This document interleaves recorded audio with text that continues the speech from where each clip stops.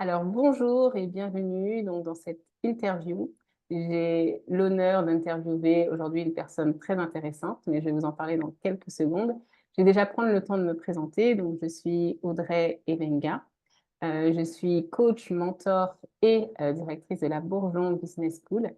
Et aujourd'hui, dans le cadre donc de tout ce qui est fait pour aider les entrepreneurs et les managers à développer leur potentiel, eh bien, j'ai l'honneur d'interviewer Monsieur Franck Dossa, qui est béninois d'origine et qui a un parcours impressionnant, dont il va nous parler dans quelques secondes, et surtout qui œuvre énormément, qui a ce souhait, cette vision de voir des entrepreneurs, des personnes se développer, si possible, en Afrique, dans leur pays d'origine, et pourquoi pas au Bénin. Voilà, donc je vais le laisser se présenter. Bonjour Franck. Bonjour Audrey, merci pour l'invitation. Tout l'honneur est pour moi. Merci. Euh, oui. Pour les présentations, je m'appelle Franck Bossa, je suis entrepreneur de la diaspora, je suis basé à Genève. Euh, j'ai un parcours, je dirais, assez atypique parce que j'ai longtemps été un nomade avant de m'installer en Angleterre où j'ai fait 20 ans. Euh, j'ai donc fait une dizaine de pays. Ma famille se déplaçait beaucoup. Et là, je suis en train de préparer le retour, comme beaucoup de gens dans la diaspora qui sont dans cette dynamique de retour au pays. Et c'est vraiment le focus principal, cette fois. Et, c'est mon obsession depuis quelque temps. Euh, pour parler un peu de mon parcours, j'ai fait mes études et le gros de ma carrière au Royaume-Uni, euh, principalement à Londres, où j'ai rejoint le secteur des think tanks ONG de diaspora développement. Désolé pour le bip, c'est midi. Euh, et donc j'ai fait une carrière dans le plaidoyer, la gestion de projets dans tout ce qui touche à la diaspora, plaidoyer auprès des institutions, auprès des bailleurs pour l'accès au financement, euh, les prises de décision dans les politiques de développement. Et donc, je me suis orienté plutôt vers l'aspect création d'entreprise parce que c'était la clé pour nous pour que la diaspora ait un impact réel. Et donc, je suis en train de construire un service d'accompagnement autour d'un incubateur qui accompagne les gens de la diaspora qui ont en Afrique, principalement au Bénin, avec pour but de s'étendre sur d'autres espaces. Donc voilà en gros. Sinon, je porte plusieurs casquettes, mais je me focalise sur l'essentiel. Ok, très bien. Merci. Merci pour cette présentation de ce parcours. Et j'aimerais justement que tu puisses nous parler du mindset, tu puisses nous parler de tout ce qui est important pour toi pour pouvoir performer. Qu'est-ce qui, par exemple, déjà dans ton parcours à toi, qu'est-ce qui t'a aidé? Quelle a été ton évolution qui t'a permis d'être la personne que tu es aujourd'hui? Euh, je dirais que le mindset, c'est une chose primordiale, que ce soit du point de vue carrière, que ce soit du point de vue entrepreneuriat, où c'est deux fois plus important, euh, parce que ça permet de faire face aux réalités du monde professionnel, de la vie en général, Mhm. des choses auxquelles on ne nous prépare pas en tant qu'adulte. Ok. Euh, si on a la chance d'avoir des parents qui sont déjà dans ce genre de réflexion, c'est un avantage qu'on a d'avoir ce genre de préparation, mais c'est très rare dans toutes les sociétés, que ce soit occidentales ou les nôtres africaines. Et je pense que c'est essentiel parce que du point de vue professionnel, c'est ce qui permet de se démarquer. de progresser. Pour ce qui est de l'entrepreneuriat, c'est essentiel dans le sens où c'est un parcours difficile et qui demande une certaine résilience, une certaine adaptabilité, une certaine approche aux obstacles parce qu'ils sont multiples. Il y a beaucoup d'incertitudes, il y a beaucoup de défis à affronter aussi bien à l'interne qu'à l'externe. Et donc pour moi, c'est quelque chose de primordial dans la vie D'accord, en général. très bien. Du coup, qu'est-ce qui fait qu'un entrepreneur qui lance un business ne pourrait Mm. pas évoluer comme il le faudrait? On en a parlé un petit peu, mais clairement, s'il y avait quelques mots à identifier, qu'est-ce que ce serait? Euh, Juste pour regarder par exemple mon cheminement à moi, je sais que c'est quelque chose euh, qui m'a ralenti parce que j'ai depuis longtemps eu cet appel, cette envie de faire des choses, mais sans avoir de guide. Ça a été assez difficile de pouvoir avoir les bons réflexes et avoir les bonnes prises de décision pour pousser certains projets qui aujourd'hui auraient été beaucoup plus loin. Euh, Certains qui se seraient matérialisés parce que je les vois ailleurs se créer. Hmm, Euh, et je pense que c'est quelque chose qui permet aux gens aux entrepreneurs de ne pas abandonner parce que c'est souvent ce qui fait la différence entre la réussite d'un projet ou la réussite d'un entrepreneur mhm. et, et, euh, et ceux qui rament ou qui ne réussissent pas à atteindre leurs objectifs. Ok, très bien. Et, ouais. Hmm. Ouais, très intéressant. On voit cette notion bah, comment dire, d'endurance, en fait, de rester dans la Endurance, oui. durée, de pouvoir pérenniser son entreprise. Oui. Parce qu'effectivement, quand on constate qu'au Bénin, par exemple, 80% des entreprises ferment, c'est le taux de mortalité d'après la CCI Bénin, c'est énorme. Qu'est-ce que tu en penses? Est-ce que ça te choque ou pas? Non, ça ne me choque pas parce que je suis assez passionné d'entrepreneuriat, de tout ce qui touche à ces écosystèmes depuis un moment et c'est la nature de la bête. C'est un peu comme ça que ça fonctionne, que ce soit dans les écosystèmes les plus avancés en Silicon Valley ou en Europe. Le taux de mortalité des startups est énorme. Euh, En général, on dit que une startup qui atteint les 5 ans, en général, a de bonnes chances de réussir.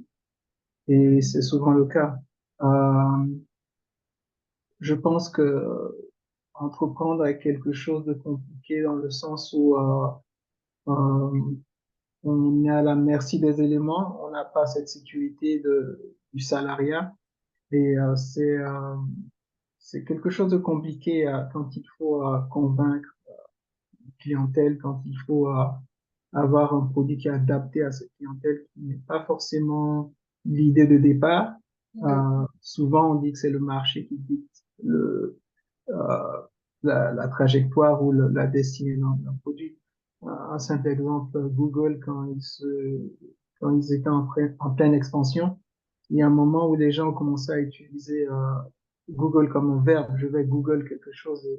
Et ils avaient beaucoup de réticence. Ils n'aimaient pas cette idée pour eux. Et finalement, c'est devenu la norme. Donc, c'est juste un petit exemple qui montre comment on dit souvent aussi que quand on crée une marque et que la communauté, la clientèle se l'approprie, elle n'est plus à nous. C'est eux qui dictent la direction souvent où elle part. Ah. Et c'est souvent le cas. Mhm. Mais il faut pouvoir lancer cette Oui. chose-là, l'impulser. Non, Et c'est primordial. ouais, s'exprimer. Ok, très bien. Et alors, quelles sont tes définitions déjà de la proactivité? C'est quoi pour toi la proactivité? La proactivité, c'est une notion qui, je pense, est essentielle dans l'entrepreneuriat. C'est déjà le fait de se lancer, Mhm. le, euh, avoir le réflexe de prendre des initiatives, de ne pas attendre. D'accord. Euh, je pense que ça me fait penser à un autre adjectif qui est assez important, la curiosité. Je crois que ça va de pair parce qu'il faut avoir euh, cette envie, cette curiosité, cette chose qui vous pousse à prendre les devants, à Mhm. chercher, à ne pas rester sur place, à ne pas attendre, Ok. à chercher les opportunités, les contacts, à chercher à évoluer, à s'améliorer. Je pense que pour moi, dans l'entrepreneuriat, c'est ça la proactivité. D'accord, très bien. Maintenant, le professionnalisme. Le professionnalisme. Le professionnalisme, je pense, c'est quelque chose d'essentiel, enfin, de non négociable. Euh, si on veut se démarquer dans même si ce n'est pas un secteur qui est compétitif, je pense que dans une initiative entrepreneuriale qui est en soi déjà assez compliquée, euh, où il faut convaincre des gens de payer vos services, payer vos produits, il est essentiel de pouvoir satisfaire le client et d'avoir un produit de qualité pour que cette clientèle reste, pour pouvoir avoir de nouveaux clients.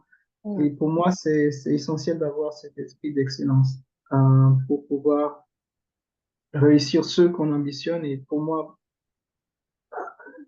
avoir de l'ambition, c'est avoir cette quête d'excellence. Toute chose qui vaut le coup d'être fait doit être fait avec excellence. Donc pour moi, c'est une condition sine qua non. Mhm. Ok. Et maintenant, la performance. Qu'est-ce que tu peux dire pour la performance? La performance, pour moi, on parle souvent du processus et de la nécessité d'apprécier, d'aimer le processus Mhm. plutôt que de se focaliser sur l'arrivée. Et Oui. je trouve ça intéressant parce qu'on compare souvent l'entrepreneuriat au sport. Et, euh, et c'est quelque part quelque chose qui, pour moi, est assez évocateur parce que l'entrepreneuriat, je le considère en effet comme un sport de haut niveau, un sport d'endurance. Et la performance est quelque chose qui qualifie toutes ces choses qui rendent l'entrepreneuriat euh, dur, dur à vivre, dur à cerner, dur à définir. Mhm. Euh, il faut être résilient, il faut avoir un certain mindset, il faut chercher à s'améliorer. Donc, performance, pour moi, ça englobe toutes ces différentes facettes de la vie de l'entrepreneur. D'accord, très bien. Merci. Et quel serait le message, le mot de fin avant de terminer cette interview? Qu'est-ce qu'on pourrait donner comme message à un entrepreneur ou à un manager même aussi, hein, parce qu'il y a l'intrapreneuriat qui concerne toutes les personnes qui travaillent pour des entreprises, mais qui ont quand même cette nécessité d'entreprendre des choses. Hmm. Quel message est-ce qu'on pourrait leur donner s'ils sont dans une période de doute, peut-être, une période de remise en question ou de baisse d'énergie? Euh, une, euh, une des choses clés qui revient souvent dans euh, les discours, dans les conseils de ceux que je suis, euh, donc ceux qui ont réussi, et je trouve que c'est commun à différents secteurs, c'est pas juste dans l'entrepreneuriat. On a des gens qui réussissent à atteindre le sommet dans leur métier, dans leurs activités. il y a une chose qui revient souvent, c'est le pourquoi. Pourquoi est-ce qu'on fait ce choix de se lancer dans cette direction? Et c'est essentiel parce qu'on a tellement d'obstacles, tellement de choses euh, qui nous, euh, qui nous ralentissent, nous font opposition. Mhm. Et il est essentiel de pouvoir se recentrer sur quelque chose d'assez fort Oui, c'est pour important. pouvoir faire face aux défis, aux obstacles, à quelque chose qui nous recentre quand on est dans le désespoir, quand on ne voit pas d'issue, quand on a des factures à payer, mais on n'a pas réussi à atteindre le chiffre d'affaires nécessaire, on a des employés, euh, on a les impôts, on a toutes ces choses qui nous tombent dessus en tant qu'entrepreneur, mais on, on doit garder garder espoir, mais on doit se souvenir de la raison pour laquelle. Et ce n'est pas en pensant aux belles villas, au luxe, à l'argent qu'on arrive à faire face à ce genre de situation. C'est souvent se recentrer sur quelque chose de profond, ce pour qui on le fait, même pas qu'on veut avoir, les problèmes qu'on essaie de résoudre et euh, la raison qui nous a poussé à vouloir résoudre ce problème. Donc, ce genre de choses, on parle souvent de parler euh, on parle souvent enfin, ceux qui en parlent souvent, par exemple, de leurs parents qui ont voulu sortir euh, de, euh, du besoin, des parents qui se sont sacrifiés pour eux, des gens qui sont issus de milieux difficiles. Et c'est souvent, on remarque qu'il y a ce point commun chez beaucoup de gens qui arrivent à atteindre un certain niveau. Et donc, c'est parce qu'ils ont réussi à avoir cet ancrage dans leur histoire, dans leur tragédie, euh, sur lequel ils peuvent toujours revenir et Mhm. se ressourcer. Donc, je pense que c'est pour moi le mot, la chose la plus importante que je pourrais transmettre, partager D'accord, pour ceux qui veulent se lancer dans l'aventure. très bien. Ou qui y sont déjà et qui ont parfois des moments C'est vraiment de difficile. remise Oui. en question où ils se disent, mais Mm, qui m'a appelé, quoi. mm, Très bien. ouais. Ok.